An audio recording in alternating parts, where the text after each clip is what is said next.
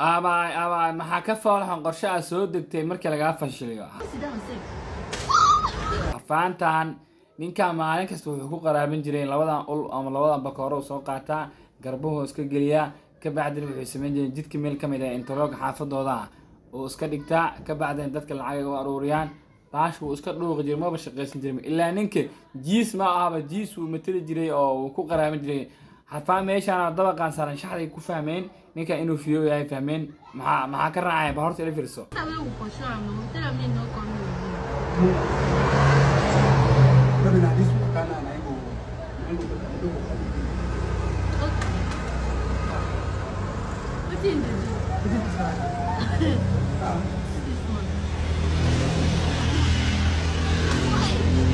hal xabaa lagu ridi waa uu shaki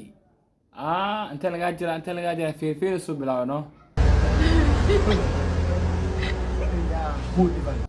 hal mid ka lagu ridi ardo ku sii daaday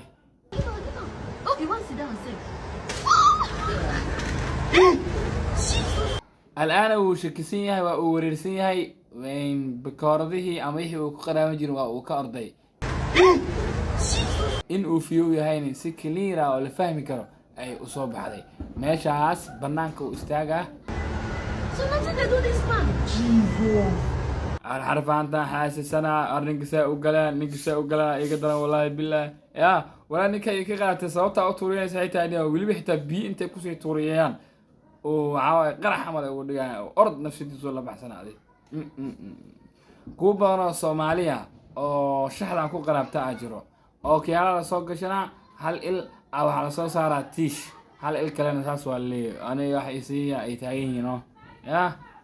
لكن يودت كاسين لو عليه صوم فعين باهر أوجيس إن أوضاع سو إنديسا إلهي وسي ولاي إن الآن أهيسو نمن كان دبقان يسارين فيري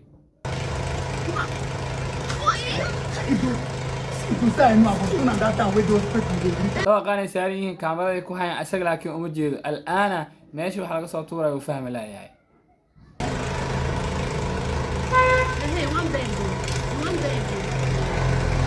gaariga ana ku imaanay hoonu ku soo yeerna maxaa ku dhaaleeyaa wadada indha la taagtaaysan jidka ka baxaleeno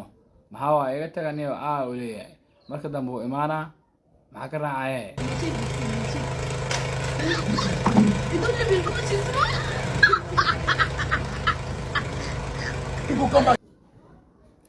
gulista soomaaye maalinkii labaad Afrikaas ka suuynaa halaan waa iska mid daalo waxaan Mr. Kemitani follow share like tashtay dad ma Soomaaliya tashtay oo waliba rag iyo dumar iskugu jira ana run idin sheegaya Ramadan Mubaarak maalintiisii labaad waxaa la sheegay dad badan in ay shalay soomin sidoo kale waxaa la sheegay todoba qof oo caan ah in bakaale digsi ay u disadeen si ay soonka iskaga dhaafaan arrinkaas waxaan soo qarxiyay oo fashiliyay ninkay dhahan godgiisay lagu tashtay dad ma Soomaaliya tashtay oo waliba rag iyo dumar iskugu jira ana run idin sheegaya saaki gabar iyo wiil ba suuqa bakaara loo diray saxuuni adduun soo iibaa lagu yiri qaarna guri apartment raadinayeen